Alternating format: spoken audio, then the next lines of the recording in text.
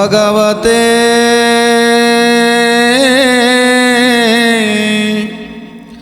वासुदेवाय।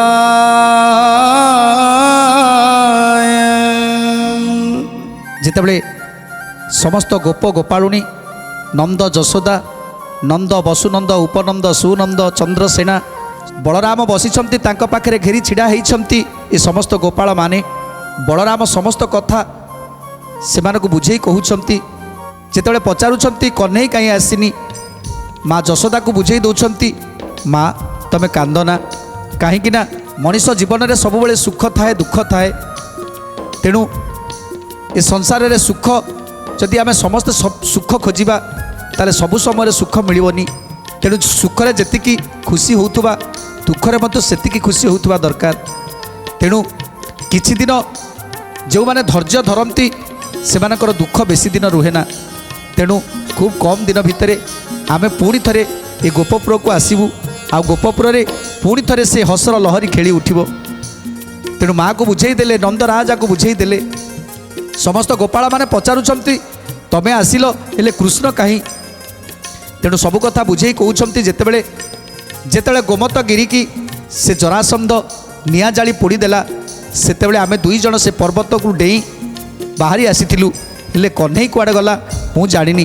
मु तो एठिकी चली आसिली हेले कन्हई कथा मु कहि पारुनी। तेणु आउ कौन कहउछंती बलराम मोर पछे थाई देई गले देव हरि केणे गले सेई मु न जानई तथ्य करी। गोविंद माधव कृष्ण त्रिमधुसूदन गोविंद माधव कृष्ण त्रिमधुसूदन। तेणु आज बलराम कहउछंती हे पिता कन्हईर मोर दुई जण डेई पड़िलु से पर्वत उपरू आ कन्हई कुआडे चलीगला आ मु मध्य एपटे चली आसिली आ मु आसी गोपपुर रे पहुँची गली हेले कन्हई कुआडे गला मु कहि परिबिनी। आज नंद जशोदा कहउछंती आमे जानिछु रे बाप आमे सबु जानिछु जे आमर विश्वास अछि आम कन्हई जोठी भी अच्छी भलरे अच्छी जोठी भी थिबो भलरे थिबो।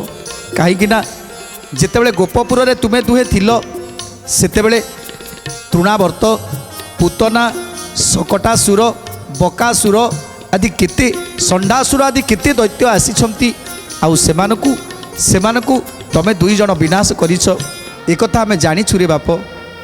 तेणु मो कन्हईर किछि भी असुविधा हेबनी। आज बलरामकर मुह को तांको कानी रे पोछि दउछंती केते आड़े बुली बुली केते कष्ट कलुड़ी केते कष्ट हेलानी तते चाले रे बाप मो घर को चाले आम घर को जिबा।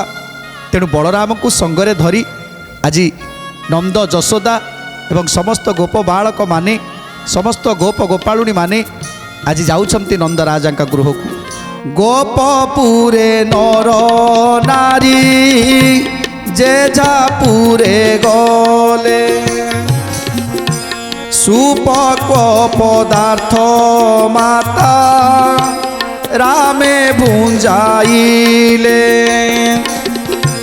सुपक्व पदार्थ माता राम भुंजाइले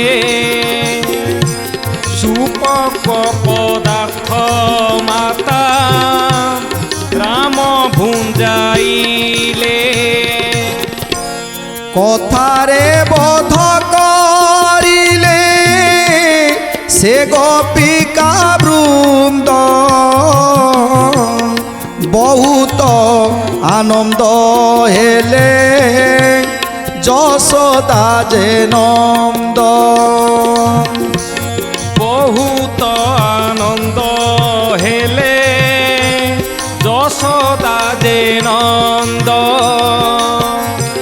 बहुत आनंद हेले जशोदा जे नंद।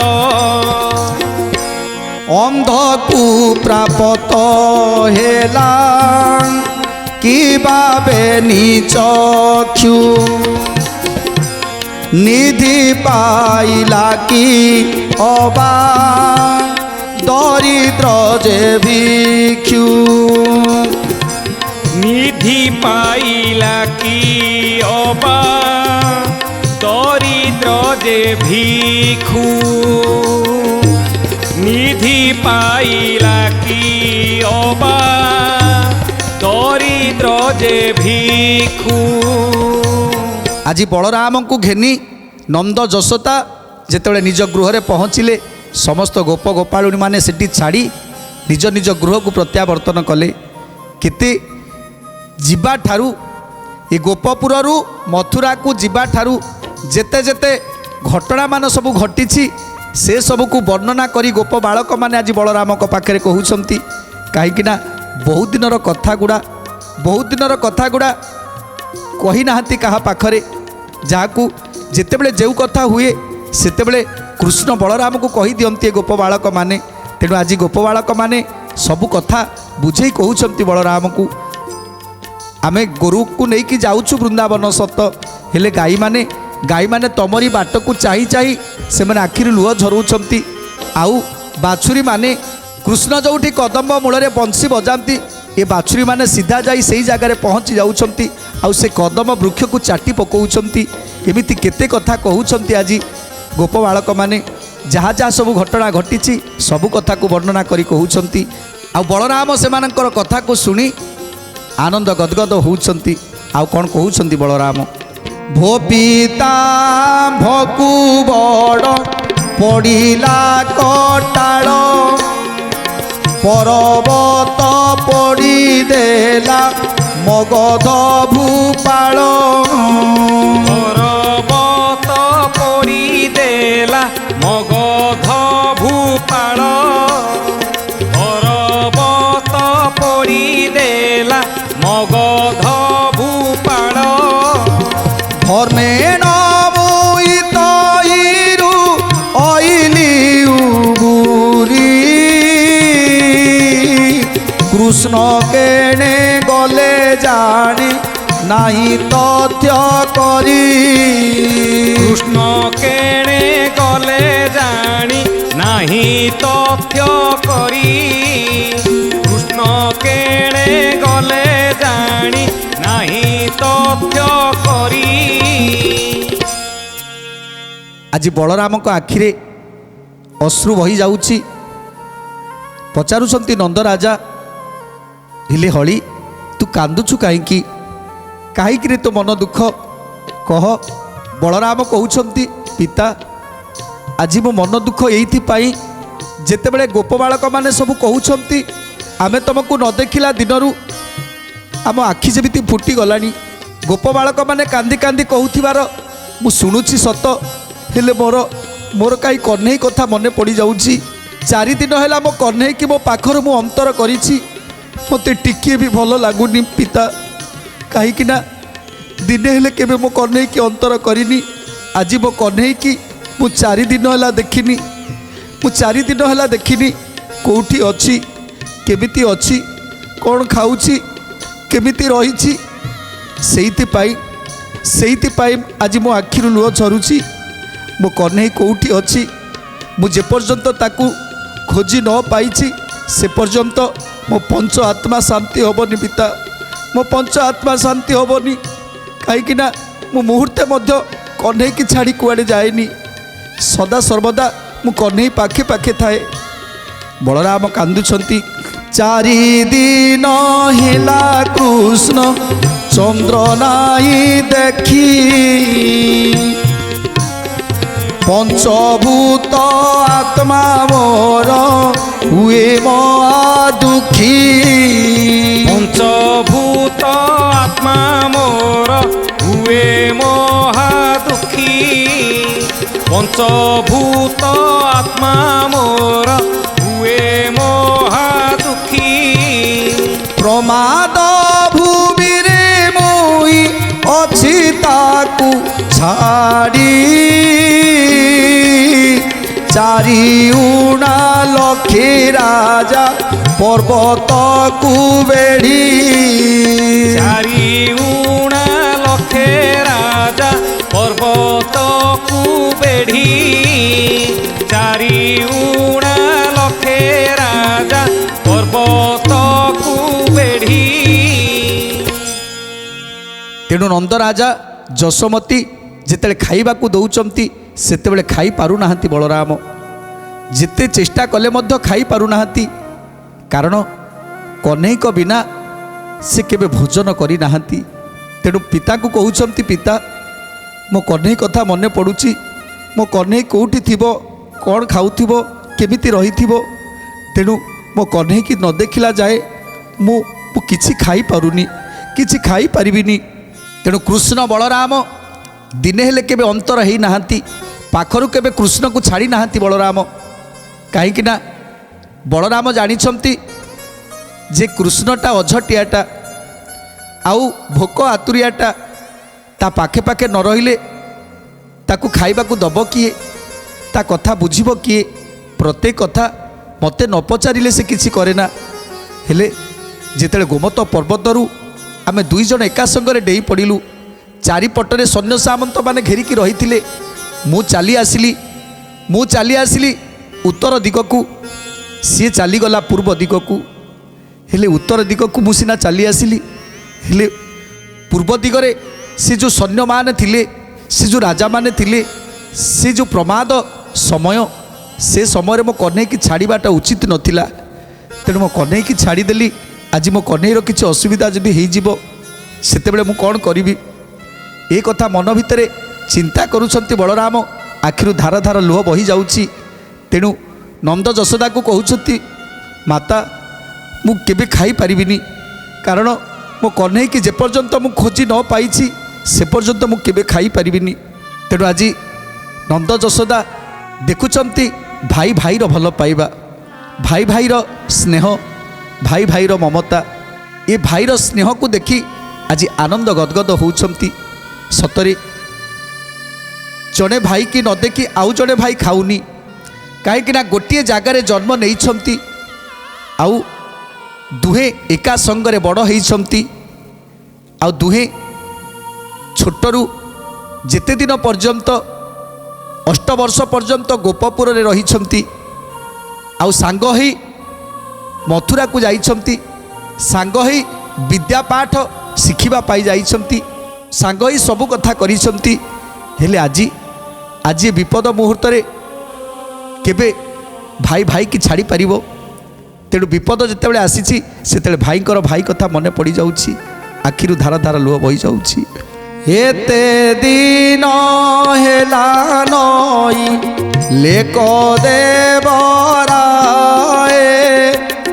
ପଥ ଅନୁସରିବା ନା ଭେଟ ହେବା ଯାଏ, পথ অনুসরিবা না ভেট হেবা যায়, পথ অনুসরিবা না ভেট হেবা যায়। ତୁମ୍ଭେ ଆମ୍ଭ ମାତା ପିତା ଜୀବଧିକାରୀ, ତୁମ୍ଭର ଗୁଣମାନ କି ପାଶରୀଣ ପାରି, তুম্ভর গুণমান কি পাশরিণ পারি, তুম্ভর গুণমান কি পাশরিণ পারি। জয়িতিলে আম্ভে তুম্ভ পুত্র টুসিনা, ସବୁବେଳେ ମନେ ଥିବୁ ନକର ସଚନା, ସବୁବେଳେ ମନେ ଥିବୁ ନକର ଶୋଚନା, ସବୁବେଳେ ମନେ ଥିବୁ ନକର ଶୋଚନା। ତେଣୁ ଆଜି ନନ୍ଦ ଯଶୋଦାକୁ କହୁଛନ୍ତି, ହେ ପିତାମାତା, ତୁମେ କେବେ ଭାବିବନି ଯେ ତୁମ ପୁଅ 2 ଜଣ ଚାଲିଗଲେ ଆଉ ଆସିବେନି, କାହିଁକିନା ତମେ ପରା ଆମର ମା, ତମେ ପରା ଆମର ପିତା। ତେଣୁ ତୁମମାନଙ୍କୁ ଛାଡ଼ି, ତୁମମାନଙ୍କର କଥାକୁ ସୁମରଣ ନ କରି ଆମେ କେବେ ରହିପାରିବୁ ମା, ଆମେ କେବେ ରହିପାରିବୁ ହେ ପିତା? ତେଣୁ ଆଜି ବୁଝେଇ ଦେଉଛନ୍ତି ମାତା ପିତାକୁ, ଯେଉଁଠି ରହିଲେ ବି ଆମେ ସଦାସର୍ବଦା ତୁମର ନା ମା। ତେଣୁ କେବେ ଶୋଚନା କରିବନି, କେବେ ମନ ଦୁଃଖ କରିବନି, କେବେ ଆଖିରୁ ଲୁହ ଝରେଇବନି। ତମେ ଆଖିରୁ ଲୁହ ଝରେଇଲେ ଆମେ କେଉଁଠି ବି ଶାନ୍ତିରେ ରହିପାରିବୁନି, ଆମେ କେବେ ବି ଶାନ୍ତିରେ ରହିପାରିବୁନି। ଆଜି ମୋ କହ୍ନେଇ କେଉଁଠି ଅଛି, କ'ଣ କରୁଛି, ଖାଇଛି କି ନାହିଁ, କେଉଁଠି ରହିଲା, ଯେପର୍ଯ୍ୟନ୍ତ ମୁଁ ତାକୁ ନ ଦେଖିଛି ସେ ପର୍ଯ୍ୟନ୍ତ ମୋତେ ଅନ୍ନ ବି ରୁଚିବନି। ତେଣୁ ମୁଁ କିଛି ବି ଖାଇପାରିବିନି। ଯେମିତି ହେଲେ ମୋତେ ମୋ କହ୍ନେଇକି ଖୋଜିବାକୁ ପଡ଼ିବ ପିତା। ମୋତେ ଏଥର ବିଦାୟ ଦେଇଦିଅନ୍ତୁ। ମୁଁ କହ୍ନେଇକି ଯେପର୍ଯ୍ୟନ୍ତ ନ ପାଇଛି ସେ ପର୍ଯ୍ୟନ୍ତ ମୋ ମନ ଶାନ୍ତି ହେବନି, ମୋର ପଞ୍ଚ ଆତ୍ମା ଶାନ୍ତି ହେବନି। କେବଳ ମୋ କହ୍ନେଇ ପାଖରେ ମନ ରହିଛି, ଆଉ କାହା ପାଖରେ ମୋର ମନ ନାହିଁ, ନା ଏ ଖାଦ୍ୟ ଉପରେ ନା ଏ ନିଦ୍ରା ଉପରେ। ତେଣୁ ମୋତେ ଛାଡ଼ି ଦିଅନ୍ତୁ, ମୁଁ ଚାଲିଯିବି। ମୋ କହ୍ନେଇକି ଖୋଜି ମୁଁ ନିଶ୍ଚିତ ଆସିବି, ନିଶ୍ଚିତ ଏ ଗୋପପୁରକୁ ମୁଁ ନେଇକି ଆସିବି ମା। ନନ୍ଦ ବୋଇଲେ ବାପରେ ବିଳମ୍ବ ନ କର, ଦୁଇ ଭାଇ ଭେଟ ହୋଇ ଆସ ଦାତିକାର। দুই ভাই ভেট হই আস ধাতিকার। দুই ভাই ভেট হই আস ধাতিকার। ତେଣୁ ଆଜି ନନ୍ଦ ଯଶୋଦା କହୁଛନ୍ତି, ହେ ହଳି ତୁ ଯା, ମୋ କହ୍ନେଇ ସହିତ ଭେଟ ହେଇ ଯେତେ ଶୀଘ୍ର ଏ ଗୋପପୁରକୁ ଫେରି ଆସିବୁ। ଦୁଇ ଜଣ ଯାକ ଫେରି ଆସିବ। ତୁମ ଆସିବା ବାଟକୁ ମୁଁ ଚାହିଁ ରହିଛି।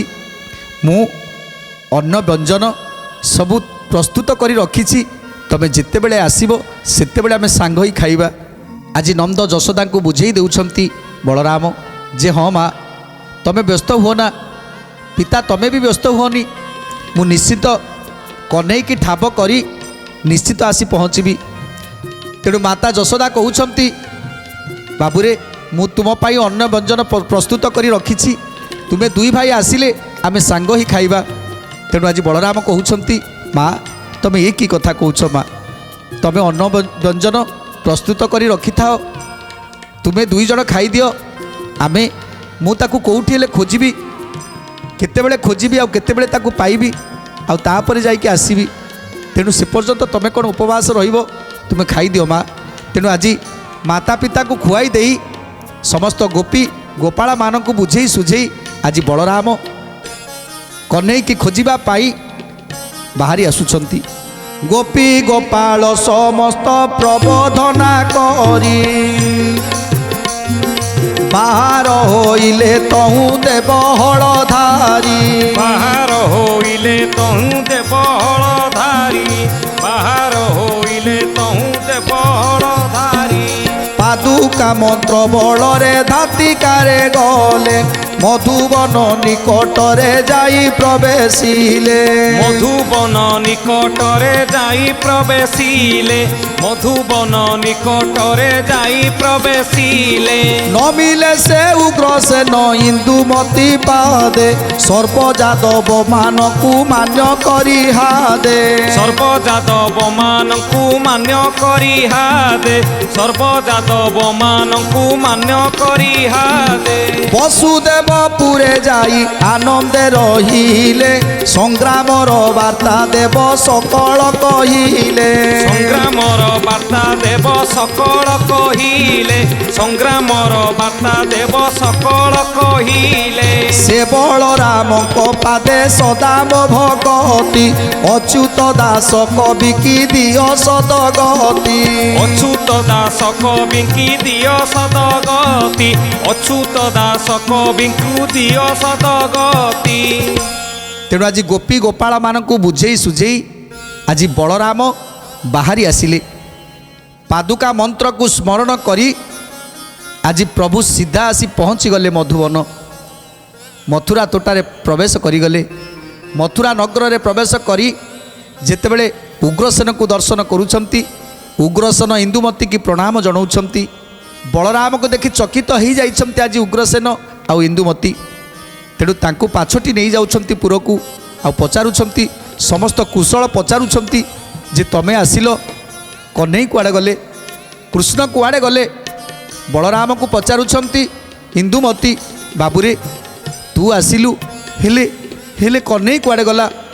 ତେଣୁ ଇନ୍ଦୁମତୀ ଆଉ ଉଗ୍ରସେନକୁ ବୁଝେଇ ଦେଉଛନ୍ତି ଯାହା ଯାହା ସବୁ ଘଟଣା ଘଟିଥିଲା।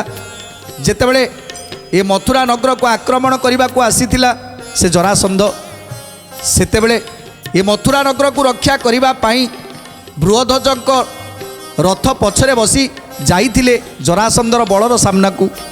ତେଣୁ ବୃହଧ୍ୱଜ ଯାଇ ଜରାସନ୍ଧଙ୍କ ପାଖରେ ଶରଣ ପଶିଛନ୍ତି, ଏ ଯୁଦ୍ଧ ନ କରିବା ପାଇଁ ତାଙ୍କୁ ଅନୁରୋଧ କରିଛନ୍ତି।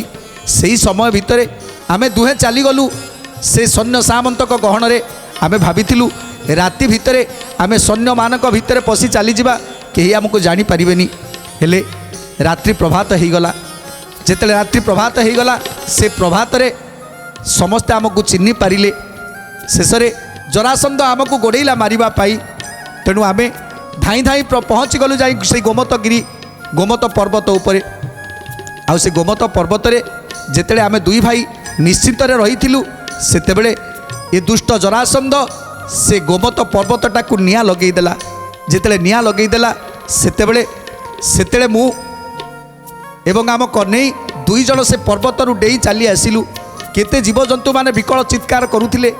ଆଉ ସେପଟେ ମୁଁ ଆସି ଏ ଜରାସନ୍ଧର ସୈନ୍ୟ ସାମନ୍ତମାନଙ୍କୁ ବିନାଶ କଲି। ଜରାସନ୍ଧକୁ ମଧ୍ୟ ତାର ପରାଭବ ତାକୁ ଦେଲି।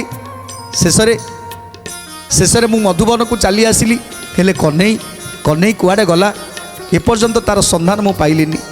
ତେଣୁ ବଳରାମ ଆଜି ଉଗ୍ରସେନକୁ ଗୋଟି ଗୋଟି କରି ସବୁ ବର୍ଣ୍ଣନା କରି କହୁଛନ୍ତି। ତାପରେ ଉଗ୍ରସେନ କ'ଣ କରୁଛନ୍ତି, ପ୍ରଭୁ ଶ୍ରୀକୃଷ୍ଣ ମଧୁବନରେ ପହଞ୍ଚିଲେ କି ନାହିଁ, ସୁନ୍ଦର କଥା ଜାଣିବା ପରବର୍ତ୍ତୀ ଅଧ୍ୟାୟରେ। ଆଜି ତ ସମୟ ଇସାରା ଦେଲାଣି, ତେଣୁ ଆଜି ପାଇଁ ବାଣୀକି ବିରାମ ଦେବା। ଟିକେ ପ୍ରଭୁଙ୍କର ନାମ ସଂକୀର୍ତ୍ତନ କରି ଆଜିର କାର୍ଯ୍ୟକ୍ରମକୁ ସମାପ୍ତ କରିବା। ଭଜ ଗୋବିନ୍ଦ ଗୋବିନ୍ଦ ବୋଲ ରେ ରାଧେ, ଗୋବିନ୍ଦ ଗୋବିନ୍ଦ ବୋଲ। ଭଜ ଗୋବିନ୍ଦ ଗୋବିନ୍ଦ ଭଜ ରେ ରାଧେ, ଗୋବିନ୍ଦ ଗୋବିନ୍ଦ ଭଜ। কৃষ্ণ গোবিন্দ গোবিন্দ বল রে রাধে, গোবিন্দ গোবিন্দ বল। কৃষ্ণ গোবিন্দ গোবিন্দ বল রে কৃষ্ণ, গোবিন্দ গোবিন্দ বল। গোবিন্দ বল গোপাল বল রাধে রাধে গোবিন্দ বল। গোবিন্দ বল গোপাল বল রাধে রাধে গোবিন্দ বল। গোবিন্দ গোবিন্দ বল রে রাধে, গোবিন্দ গোবিন্দ বল। গোবিন্দ গোবিন্দ বল রে রাধে, গোবিন্দ গোবিন্দ বল।